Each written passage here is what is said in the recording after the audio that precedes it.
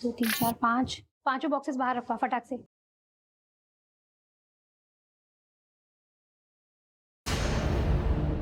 अरे रोहन, ये बॉक्सेस वहां क्यों पड़े हैं? कब से रखे हैं वहां? पैक करना है, लेकर आओ। हाँ हाँ मैम, मैं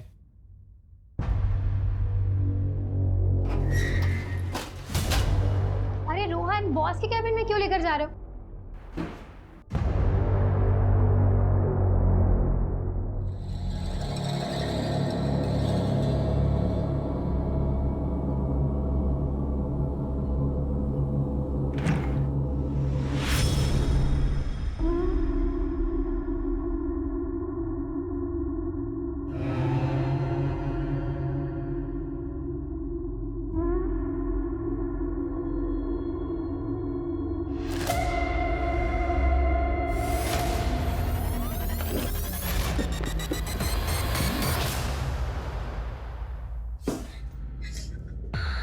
क्या कर रही थी यहाँ? सब लाइट ऑफ करने आई थी। आइंदा से बिना पूछे मेरे कैबिन में मत आना। जी।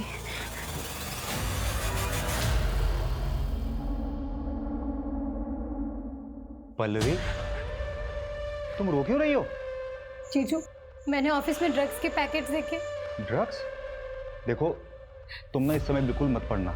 तुम्हारा वो जो बॉस है ना प्रशांत, बहुत खतरनाक आदमी है। तुम ऐसा कुछ मत करना, मेरी मानो, कुछ मत करना तुम।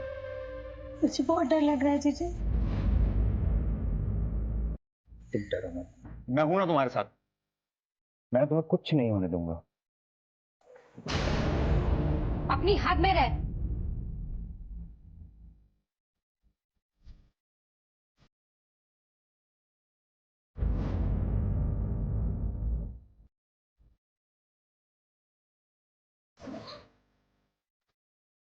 पल्लवी, ये कैसे कपड़े पहन के रखे हैं? ढंग के कपड़े नहीं पहन सकती? दीदी, मुझे समझ नहीं आता कि औरतों की ऐसी क्या मजबूरी होती है कि पति की इतनी बड़ी गलतियों को बस ऐसे ही इग्नोर कर देते हैं। ठीक है, छोटे कपड़े पहने, स्किन दिख रही है, इसका मतलब ये नहीं है कि इनविटेशन मिल गया कि चाहे जब आओ चांस मारो। अच्छा मेरी बात सुन, ये क्या कर रही है तू? मैं जा रही हूँ। कहाँ जा रही है? अपने एक दोस्त के यहाँ कुछ दिन वहीं रहूंगी और उसके बाद रेंट पर शिफ्ट हो जाऊंगी। सुन, ना तो तू कहीं जाएगी और ना ही अपने बॉस के खिलाफ कोई कंप्लेन करेगी। मैं जा रही हूँ और बाकी सामान बाद में लेकर जाऊंगी। आप सोचिए ना दीदी, जो आदमी आपके घर में रहकर आपकी बहन की इज्जत पे हाथ डाल सकता है, वो बाहर जाकर क्या कुछ नहीं करता होगा।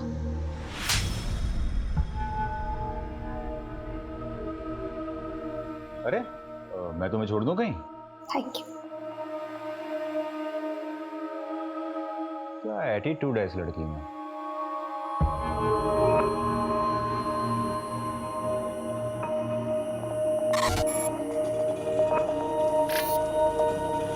भैया, जानकी नगर जाएंगे।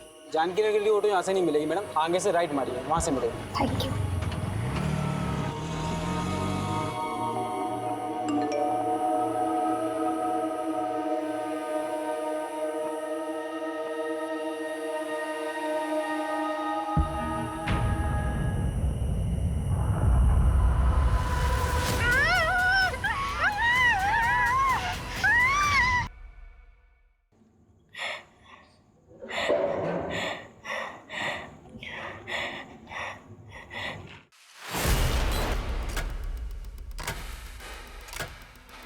जरा सी भी आवाज निकाली ना तो जान से मार डालूंगा। चलो उठ। ये क्या हालत बना रखी है तूने अपनी?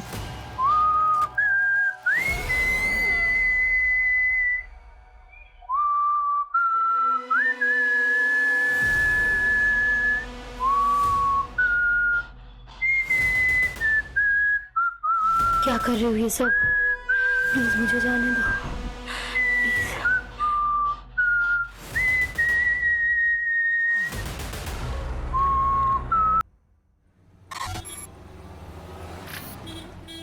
तू एक काम कर, जल्दी जा, जल्दी से अपना बैग रेडी करके आ। नगमा, इतनी देर लगा दी तुम लोगों ने। अरे क्या करेंगे, टेलर ने कपड़े ही नहीं सिले थे, बैठ के सिलाना पड़ा, वरना आयशा क्या पहनती। बहुत लेट हो गया। नगमा, ये फातिमा को सलामी पर दे देना।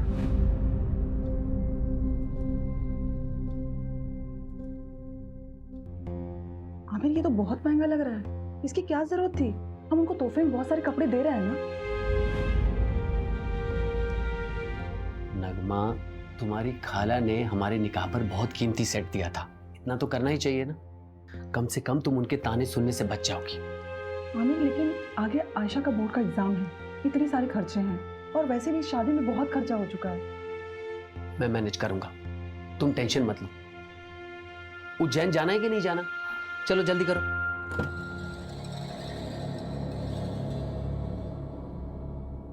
आयशा, अपना लोकेशन ऑन कर लेना और वहां पहुंचकर मुझे फोन करना। अरे आप क्यों चिंता करें, हम फोन करेंगे अब आपको। चलो। अब वो टेंशन मत लीजिए, हम लोग अच्छे से पहुंच जाएंगे। ठीक है, ठीक है। हाँ।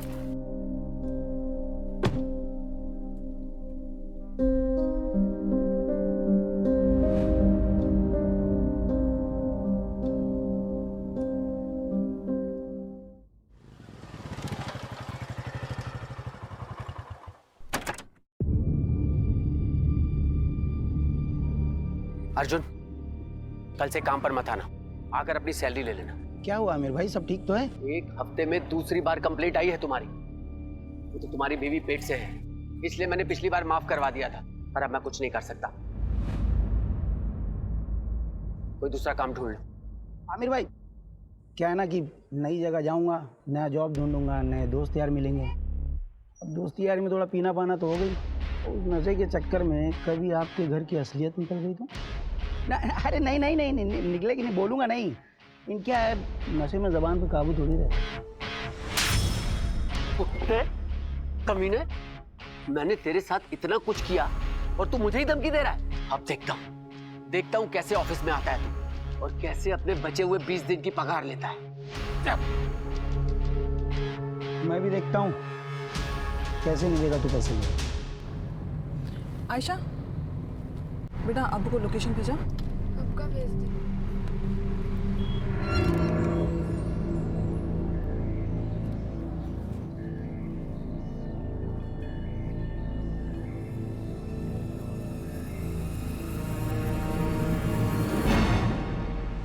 Excuse me sir, payment.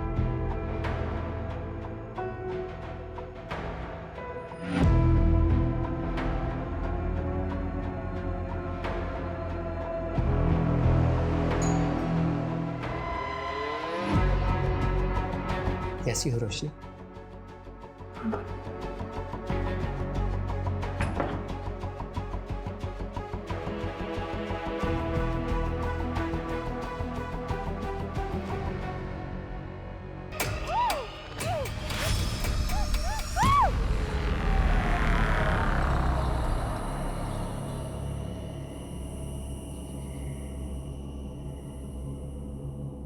अरे रोशनी, इतना लेट? हाँ, वो आज ना ऑफिस में बहुत ज्यादा काम था, इसलिए लेट हो गई। ठीक है, कल से ऑफिस मत जाना।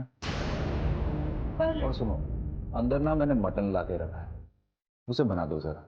नहीं, सॉरी ना, आगे से मैं ध्यान रखूंगी। मैं ऑफिस से हमेशा टाइम पे आ जाऊंगी। पता है तुम्हें, बॉस ने मेरी सैलरी भी बढ़ा दी है।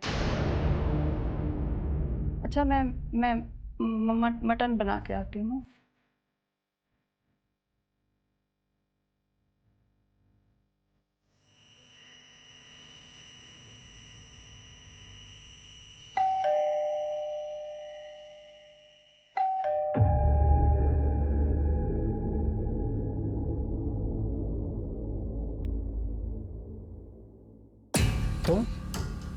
तुम्हारी हिम्मत कैसे हुई यहाँ आने की? यहीं रुको, मैं बताता हूँ तुम्हें।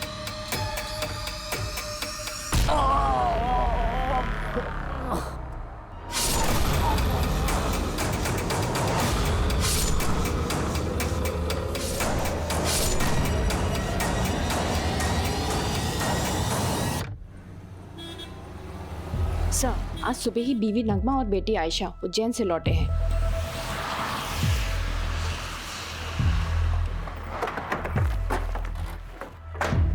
चलो साइड हटो। क्या मिला लगा रखा? चलो हटो यहाँ से। आमिर उठ जाओ, क्या हो गया आपको? उठो आमिर, प्लीज उठ जाओ, क्या हो गया? ये क्या हो गया? देखिए नगमा जी, मैं जानता हूँ कि ये सही वक्त नहीं है, लेकिन इन्वेस्टिगेशन भी जरूरी है। आप हमें बता सकती हैं कि जब आप यहाँ वापस आई तो आपने सबसे पहले क्या देखा?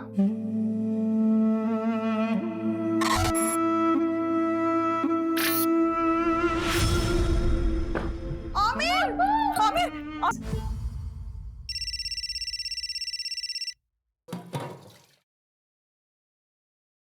हेलो हेलो दीदी, दीदी प्लीज मुझे बचा लीजिए। नहीं मुझे नहीं पता मैं कहाँ हूँ, पर प्लीज दीदी मुझे बचा लीजिए, वो मुझे मार देगा। कौन मार डालेगा पल्लवी? दीदी please please. Hello hello Pallavi.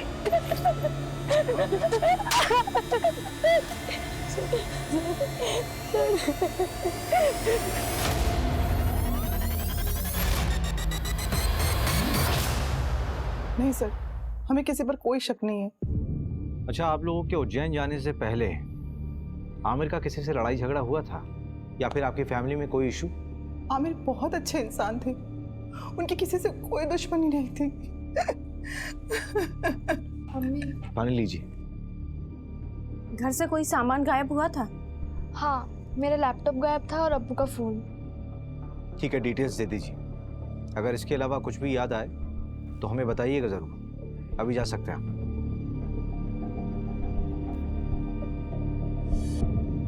Manju, इस आमिर का बैकग्राउंड निकालो। Okay sir. आखिर ऐसा कौन हो सकता है जो उससे इतनी नफरत करता हो?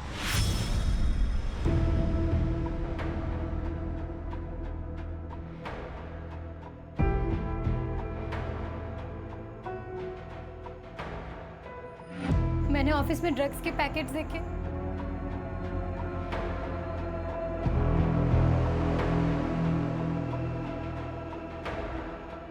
रोशनी? आमिर, रोशनी तुम इतने सालों बाद कैसी हो? क्या बात है, कुछ परेशान लग रही हो। सब ठीक तो है ना? आमिर मुझे तुम्हारी हेल्प चाहिए। हाँ हाँ बोलो। गुड मॉर्निंग सर, मैं रोशनी वर्मा जॉब इंटरव्यू के लिए आई हूँ। यस, कम। आमिर ने बताया था मुझे। फाइल? Yes sir.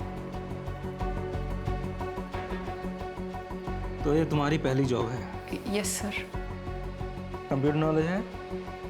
जी सर, पूरी मेहनत से काम करूँगी। मेहनत से नहीं रोशनी, स्मार्टनेस से काम करना होगा।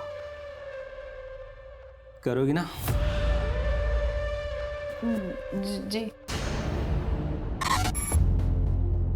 आमिर के अकाउंट से एक होटल में रेगुलर पेमेंट्स दिखा रहा है, ऑलमोस्ट एवरी वीक। मैंने उस होटल में फ़ोन किया था तो वहाँ के रिसेप्शनिस्ट ने बताया कि आमिर यहाँ एक औरत के साथ आया करता था और दिए गए आईडी के मुताबिक उस औरत का नाम रोशनी वर्मा है। ये देखिए। इसका मतलब आमिर का एक्स्ट्रा मैरिटल अफेयर था। सर फिलहाल तो ऐसे ही लग रहा है। मैंने उस होटल की सारी सीसीटीवी फुटेजेस मंगा ली है। ये देखिए सर, ये वाली फुटेज, ये मर्डर के 2 दिन पहले की है।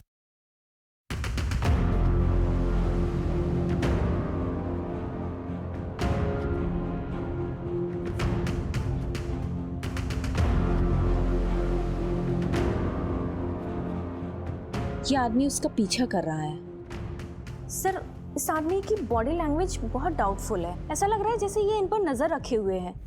मैंने इसकी फोटो सर्कुलेट करवा दी है सर। गुड। हेलो। आमिर को उसकी बीवी ने मारा है। कौन बोल रहा है? फिर से बोलिए आप। आमिर को उसकी बीवी ने मारा है। लेकिन नगमा अपने हस्बैंड को क्यों मारेगी? हेलो। फिर से लगाओ। The number you are trying to call is currently switched off. एक ऐप है, मैं लोकेशन चेक करता हूँ। जल्दी करो। लोकेशन जहांगीराबाद है। इसका मतलब कॉलर आमिर के एरिया से ही थी। सर नगमा को उठा ले क्या? नहीं, किसी रैंडम कॉल के बेस पे हम किसी भी विक्टिम की वाइफ को नहीं उठा सकते। हो सकता है हत्यारे ने हमें भटकाने के लिए खुद कॉल किया हो या किसी से करवाया हो। इस नंबर को ट्रेस करो। Okay sir. मर्डर से 2 दिन पहले नगमा के सारी मूवमेंट को ट्रैक करो। उसके उज्जैन वाली शादी, उसका आना जाना, सब कुछ। Okay sir. मैं जी जान लगा दूंगा रोशनी, बल्कि मैंने तो कल की ही मीटिंग सेट की है। तुम टेंशन मत लो, मैं तुम्हारी बहन को कुछ नहीं होने दूंगा। अपना ध्यान रखना। प्रशांत बहुत खतरनाक है। तुम मेरी फिक्र मत करो रोशनी।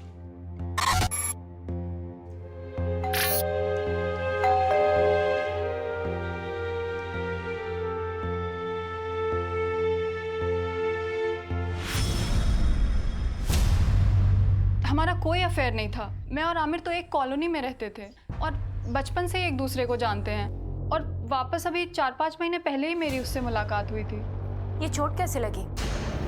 क्या हुआ है? कुछ नहीं मैम, वो किचन में काम करते टाइम लग गया।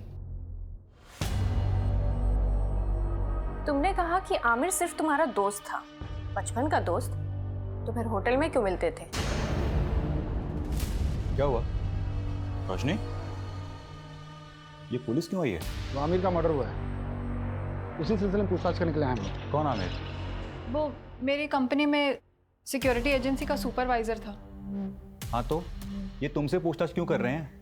देखिए ये वहां ना 9 से 6 जॉब करने जाती है, रिश्तेदारी निभाने नहीं। तुम कभी मिले हो आमिर से? अरे मैं क्यों मिलूंगा? आप लोग बात किसके बारे में कर रहे हैं मैं तो ये तक नहीं जानता। अच्छा, ये देखो, कुछ याद आया? चल आने चल। सर मैंने कुछ सब याद कराता हूँ, चल। अरे मेरी कोई गलती नहीं, मुझे क्यों लेके जा रहे हो? अरे मैंने कुछ नहीं किया, छोड़ो मुझे। सर मैंने आमिर का मर्डर नहीं किया है। अगर तूने आमिर का मर्डर नहीं किया तो तूने झूठ क्यों बोला कि तू आमिर को नहीं जानता? तो क्या सच बोलता कि आमिर मेरी बीवी के साथ होटल में जाता है? क्या करते आप लोग? सहानुभूति देकर छोड़ देते? नहीं ना। वैसे आमिर का मर्डर हुआ कभी है? 23 तारीख को। 23 तारीख को तो मैं यहाँ था ही नहीं, मैं तो इंदौर में था अपने दोस्त के यहाँ। चल नंबर बता तेरे दोस्त का। लिख लीजिए नंबर, लेकिन फोन नहीं लगेगा उसका। क्यों? क्योंकि वो दुबई चला गया है।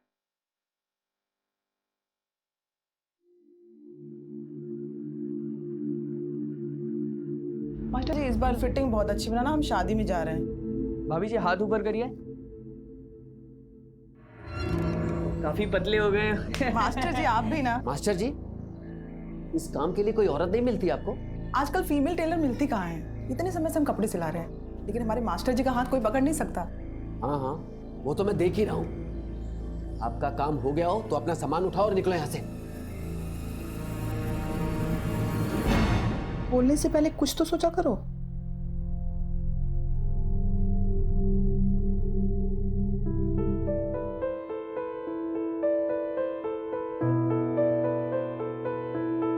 हैप्पी बर्थडे नगमा।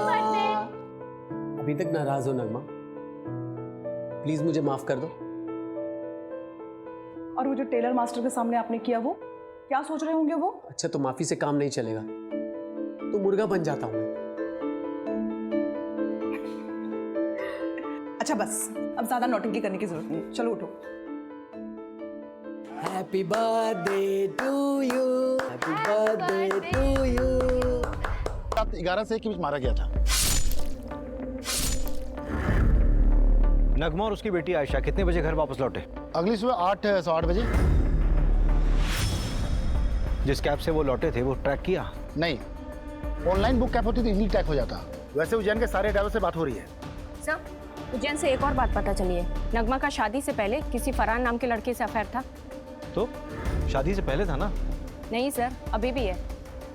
नगमा जिस शादी के लिए उज्जैन गई थी ना, वहां से 2-3 घंटों के लिए गायब थी, इसी फरहान से मिलने के लिए।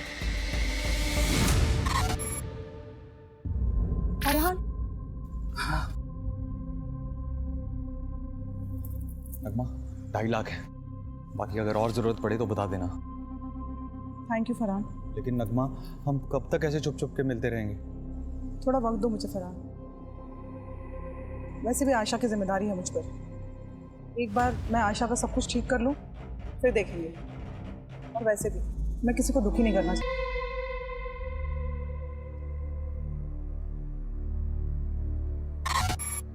तो ठीक है, बैठ।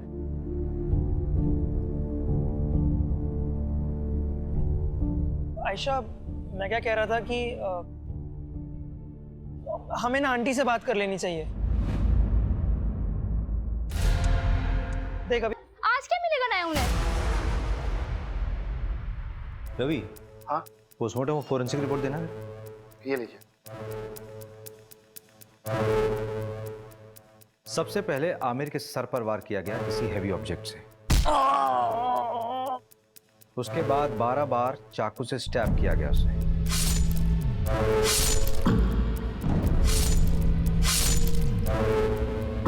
आमिर की बीवी और बेटी को आमिर की बॉडी यहां मिली थी और दरवाजे पर कोई फोर्स एंट्री के निशान भी नहीं थे। इसका मतलब यह है कि आमिर ने दरवाजा खुद खोला था। यह कांड किसी एक का नहीं बल्कि 2 लोगों का किया हुआ है। किलर के साथ कोई और भी था। सर लेकिन आपको ये क्यों लगता है कि वो 2 लोग थे? ये रिपोर्ट देखो मंजू, इसमें साफ दिख रहा है कि आमिर की मौत सर पे चोट लगने से और उसके शरीर में चाकू मारने से हुई, राइट? हाँ। लेकिन इन दोनों ही चोटों का फोर्स और इंपैक्ट बिल्कुल अलग है। देखो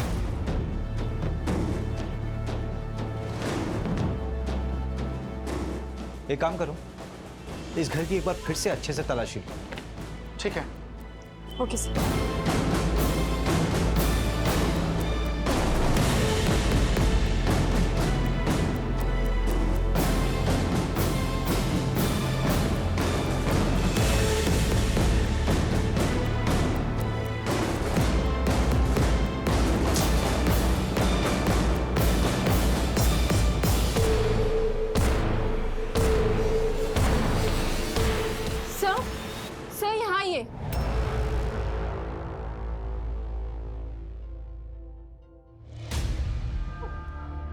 सर मुझे नहीं पता, ये मेरा नहीं है। मुझे नहीं पता मेरे अलमीरा में कहाँ से आया। मैं सच बोल रही हूँ। मंजू लेके चलो। सर आप चलो। मेरी बात सुनिए। चलो थाने चल के बोलना जो बोलना है।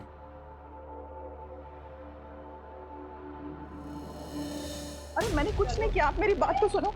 मैंने कोई खून नहीं किया। आयशा, नहीं मार सकती है। हम तो शादी में उज्जैन गए थे, हम भी नहीं कर सकती हैं। आयशा उन्होंने कुछ नहीं किया। मैडम मैंने कुछ नहीं किया, मेरी बच्ची अकेली है।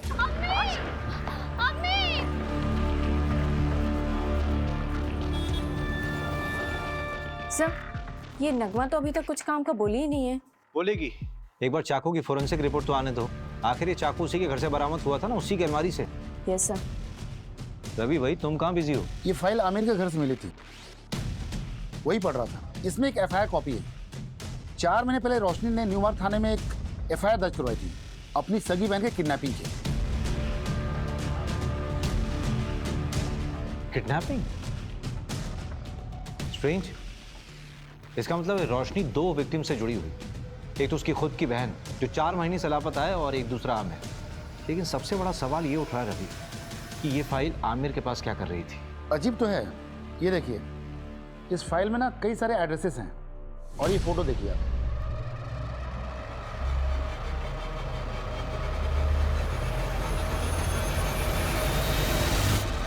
रवि कहीं उस कॉलर के बोलने पे हम बहुत अलग तो नहीं जा रहे हैं? हम नगमा से पूछताछ कर रहे हैं और मालूम चले कि केस कुछ और ही। एक काम करो, रोशनी को थाने बुलाओ। और सर एक गार्ड के बारे में पता चला है, उसका नाम अर्जुन है। वो आमिर के अंडर काम करता था और मर्डर के 2 दिन पहले उसका आमिर से झगड़ा भी हुआ था। मैंने कांस्टेबल सिन्हा को बोल दिया उसे उठाने को।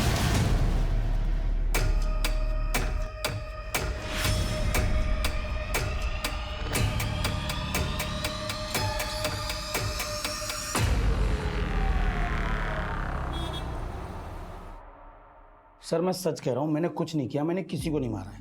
हाँ आमिर से गुस्सा ज़रूर था क्योंकि वो नौकरी से निकालने की बात कर रहा था, और उसके मर्डर के बाद मुझे किसी ने नहीं बोला कि काम पे वापस मत आओ। हाँ मेरा फ़ायदा ज़रूर हुआ है, पर मैंने किसी को नहीं मारा है सर। ये तो तोते की तरह खुद ही सब कुछ बोल रहा है। हाँ सर वो हमारे साथ का ही था, बस सुपरवाइजर बनने के बाद उसको अचानक बहुत गुस्सा आने लगा। हर छोटी छोटी बात पे चिढ़ जाता था। तेरे मुँह से ही पहली बार सुन रहा हूँ कि आमिर को गुस्सा आता था। हाँ सर आप चाहे तो वो आयशा के बॉयफ्रेंड सूरज, हाँ सूरज से भी पूछ सकते हैं। मैंने ही पकड़ा था उन दोनों को मार्केट में, और आमिर को खबर देके मैंने ही बुलाया था। अब्बू मत मारिए, अब्बू मत मारिए।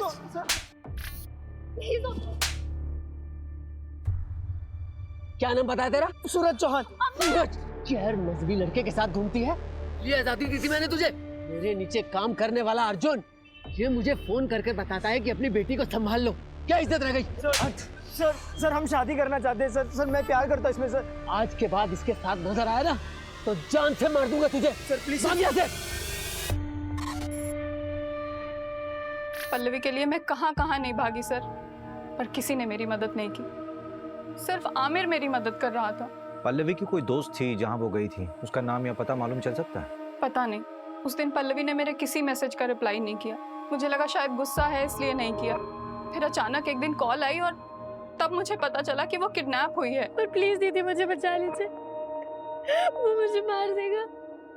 मुझे पता है सर, ये सब उस प्रशांत का किया धरा है। मेहनत से नहीं रोशनी, स्मार्टनेस से काम करना होगा। नाम के लिए तो उसकी एक कुरियर एजेंसी है, लेकिन असली पैसा ड्रग्स बेच के कमाता है। कुरियर बॉक्सेस में ड्रग्स डाला जाता है और लोगों को कुरियर की तरह डिलीवर किया जाता है। और क्योंकि ये सब लोकल डिलीवरी होती है, इसलिए कभी चेकिंग में भी नहीं आता। पल्लवी ने ड्रग्स देख लिया था। उस रात हमारा झगड़ा हुआ था और वो घर छोड़ के चली गई थी, और शायद उसी रात उसका किडनैप हुआ था। सब मेरी गलती है सर, मुझे उसे अकेले जाने ही नहीं देना चाहिए था। मेरी मदद तो पुलिस ने भी नहीं की। प्रशांत का नाम तक नहीं लिखा एफआईआर में। उल्टा मुझसे कहने लगे कि तुम्हारी बहन किसी के साथ भाग गई होगी। हम ढूंढेंगे उसे, इट्स अ प्रॉमिस।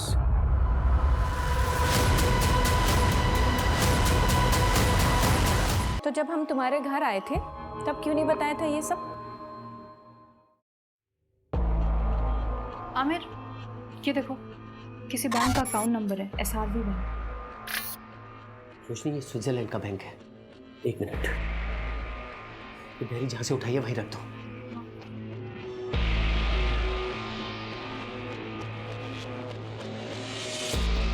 रोशनी इधर आओ। ये प्रशांत की प्रॉपर्टीज के पेपर है, उसके नाम कई प्रॉपर्टीज है। आमिर, शायद यहीं कहीं रखा हो उसने पल्लवी को।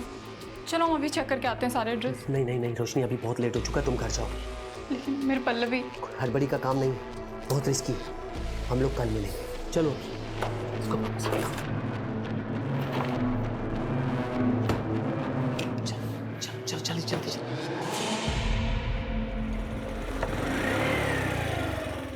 रोशनी, मैंने 3 प्रॉपर्टीज देखी हैं जो काफी टाइम से खाली पड़ी है। उनमें से एक ही है। चलो पहले ये चेक कर लेते हैं।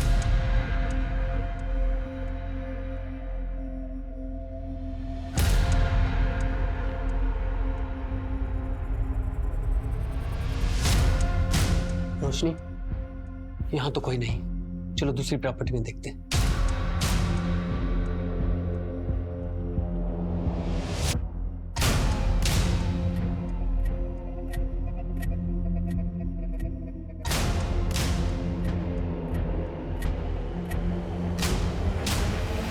रोशनी, ये जगह सेफ नहीं है। बाकी के एड्रेस मैं कल खुद आके चेक करूंगा, तुम मत आना। अब चलो।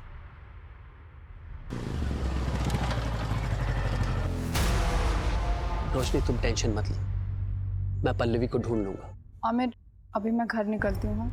अगर निलय मुझसे पहले आ गया ना तो बहुत प्रॉब्लम हो जाएगी।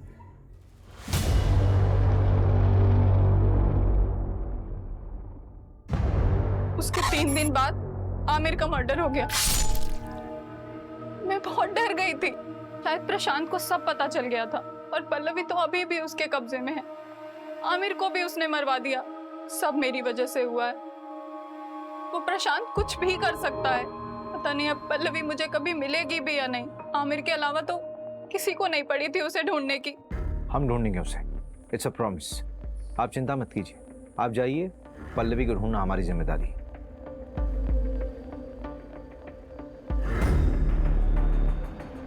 रवि, जिस नंबर से पल्लवी ने कॉल किया था उसकी डिटेल्स निकालो और इस कॉलर का भी इन्वेस्टिगेशन स्पीड अप कर दो, जिसने आमिर की वाइफ का नाम लिया था।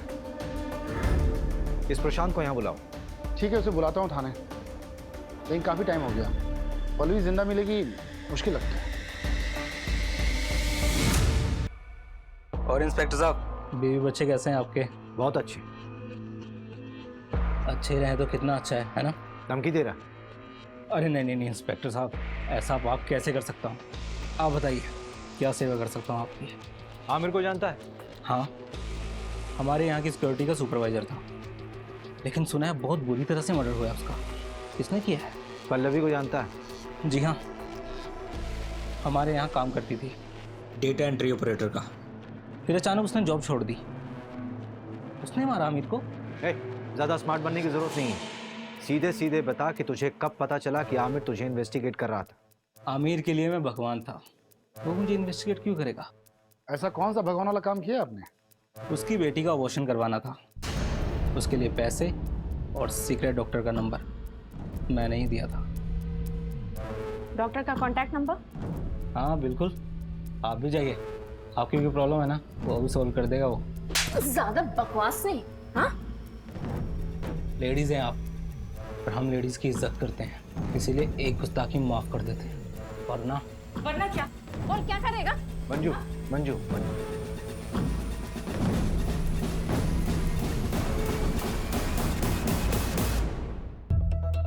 नहीं सर, हमारे यहाँ ऐसा कुछ भी गलत काम नहीं होता।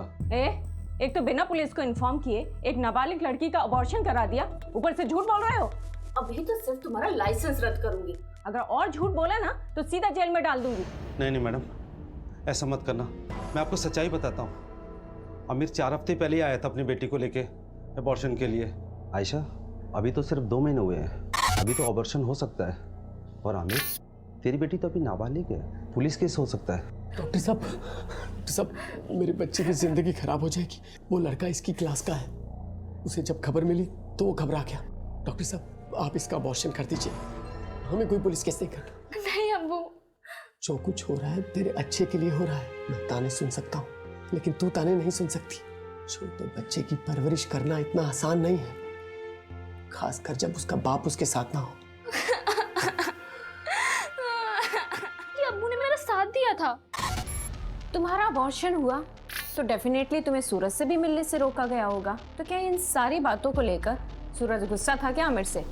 देखिए, ना सूरज ने अब्बू को मारा है और ना अम्मी ने अब्बू को मारा है। आप शुरू से गलत इन्वेस्टिगेट कर रहे हो। देखो आयशा, अगर तुम्हें ये लगता है कि तुम्हारी मम्मी बेवजह लॉकअप में बंद है तो तुम्हें ही उनकी मदद करनी होगी ना, नहीं तो वो जिंदगी भर किसी और के जुर्म की सजा काटती रहेंगी। नहीं, ऐसा बिल्कुल नहीं होगा। वकील ने कहा कि उनकी कल तक जमानत हो जाएगी, इसके बाद वो कभी भी जेल नहीं जाएगी। अम्मी ने कुछ भी नहीं किया है, इसलिए आप लोगों को कोई सबूत नहीं मिल रहा है।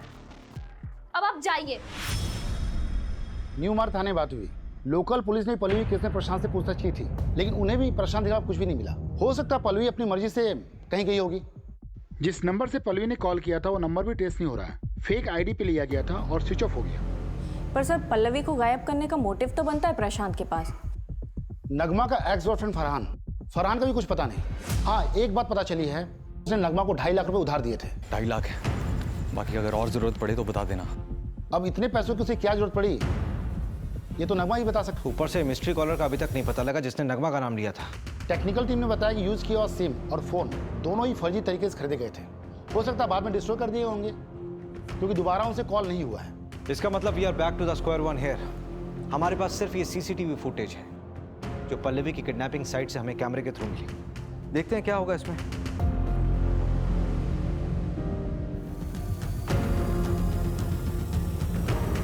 इन दोनों ऑटो वालों से भी न्यू मार्ग पुलिस ने बात की थी। पल्लवी ने यहीं पे उन 2 ऑटो वालों से बात की थी। इसी कैमरे का फुटेज देखा था ना हमने। हाँ, फुटेज के मुताबिक पल्लवी ने यहां से राइट लिया हो, लेकिन आगे तो कॉलोनी का एंड हो रहा है, आगे का पूरा रास्ता सुनसान है। पल्लवी यहां से कहां गई होगी? यहाँ से सीधे कुछ दूरी पर एक बंद बड़ी फैक्ट्री है जो अब खंडर बन चुकी है। वहां चलकर देखें क्या? चल।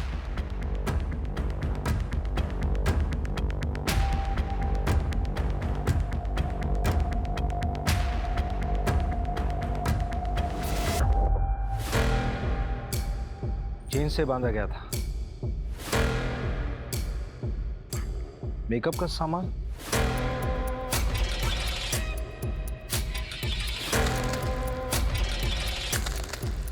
ये न्यूज़पेपर 3 हफ्ता पुराना है, इसका मतलब कम से कम 3 हफ्ता पहले कोई यहाँ होगा। कहीं किडनैपर्स ने पल्लवी को यहाँ तो नहीं रखा होगा। सबसे पहले तो ये पता करो कि प्रॉपर्टी किसके नाम पे है। ठीक है, जल्दी। रवि, इंजेक्शन, इसको ट्रैक करो। ये इंजेक्शन कहाँ कहाँ बिका है सब पता करो जल्दी। ठीक है।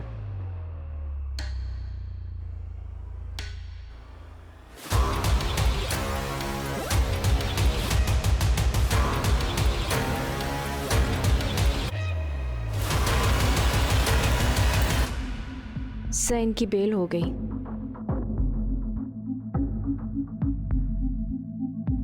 मेडिसिन की बाहर की लिस्ट आई है। कोई लीड मिला प्रशांत से कनेक्टेड? एक लीड है, नाम देखकर आप हैरान हो जाएंगे। हाईलाइटेड नाम देखिए। ये आमिर इंजेक्शन खरीदता था? हाँ सर हो सकता है कि ये प्रशांत ने मंगवाया हो। प्रशांत ने आमिर की मदद की थी वो आयशा के अबॉर्शन केस में, तो शायद इसलिए आमिर ने उस एहसान के चलते प्रशांत का ये काम किया हो। और हो सकता है आमिर को ये पता भी ना हो कि वो इंजेक्शन क्यों खरीद रहा है, क्योंकि वो खुद पल्लवी को ढूंढ रहा था। लेकिन प्रशांत के खिलाफ हमारे पास कोई सबूत नहीं है। एक है, हल्का कनेक्शन है, पर एक मिला है। जिस लोकेशन में पहुंचे थे वो एक कंस्ट्रक्शन कंपनी के अंडर है, गंगवार कंस्ट्रक्शन। और इस गंगवार कंस्ट्रक्शन प्राइवेट लिमिटेड में 21% का स्टॉक होल्डर है प्रशांत।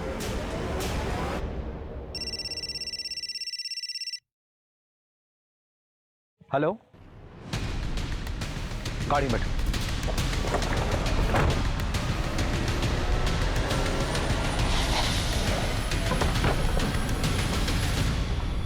किधर?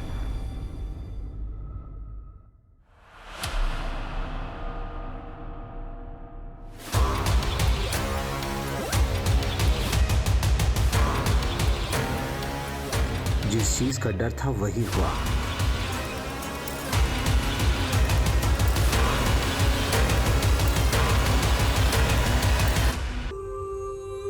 दीदी मुझे जॉब मिल गई। क्या? ओह सो हैप्पी दीदी।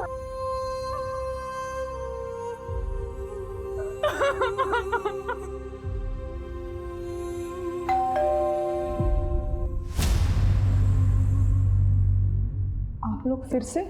इस बार तुम्हें बेल नहीं होने वाली।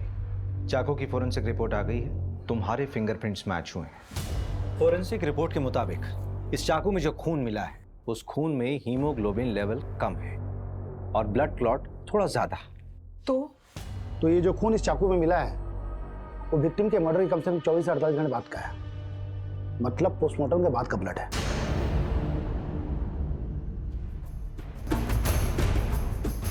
आमिर को उसकी बीवी ने मारा है।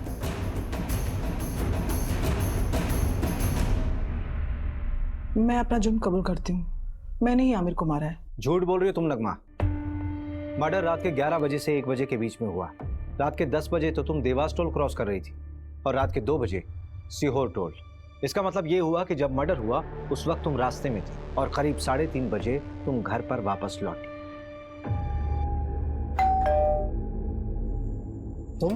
तुम्हारी हिम्मत कैसे हुई यहाँ आने की? रुको मैं तुम्हें अभी देखता हूँ।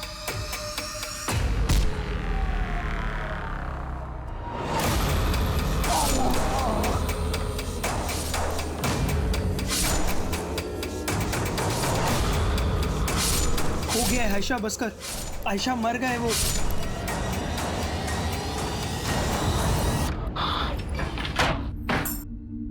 आमिर, आमिर, आमिर, आयशा, आयशा, ये क्या कर दिया तूने? तुझसे मैंने कहा था ना मैं सब ठीक कर दूंगी। सूरज, जाओ यहाँ से, जाओ। आयशा, तू चल, चल मेरे साथ चल। अब जो मैं कहूंगी तो वही करेंगे। चल। आयशा बोलो, क्यों किया ये सब? देखो मैं जानता हूँ तुम दूसरी कैब करके पहले ही भोपाल। मैं तो तुम दोनों को भगाने वाली थी, फिर क्यों? बोलो आयशा। क्योंकि मैं नहीं भाग पा रही थी। कैसे चली जाती मैं? कैसे भूलती है सब कुछ? 2 महीने में तेरा निकाह करवाऊंगा। अबू सूरज बहुत अच्छा लड़का, प्लीज हमें अलग मत कीजिए। सिर्फ सूरज से शादी करूंगी। क्या बोली तू? क्या किया तूने उसके साथ जो किसी और से निकाह नहीं करेगी? सोई थी क्या उसके साथ? आप क्या कह रहे हैं? इस उम्र में भी खुद पे काबू नहीं है तुझे? हाँ? ये भी नहीं सोचा कि वो गैर मजहबी लड़का है? तेरी गर्मी मैं निकालता हूँ, घर की इज्जत घर में ही रह जाएगी। चल। वो मेरा रेप करता था, मेरा खुद का बाप। जो अबॉर्शन करवाया था वो सूरज का बच्चा नहीं, वो कमीना आमिर का था। तुम्हारी अम्मी ने पैसों का इंतजाम किया था तो फिर क्यों नहीं चली गई? नहीं जाना था मुझे, नहीं भागना था। जब तक मैं उस कमीने को सजा नहीं दिला देती मैं नहीं भूल पाती है सब कुछ। लेकिन अब मैं भूल सकती हूँ, चैन से जी सकती हूँ, सूरज के साथ या फिर इस जेल में, पर जी सकती हूँ।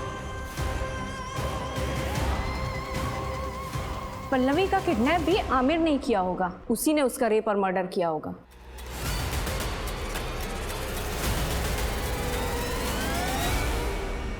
पोस्टमार्टम के मुताबिक जिस वक्त पल्लवी का मर्डर हुआ उस वक्त प्रशांत मुंबई में था।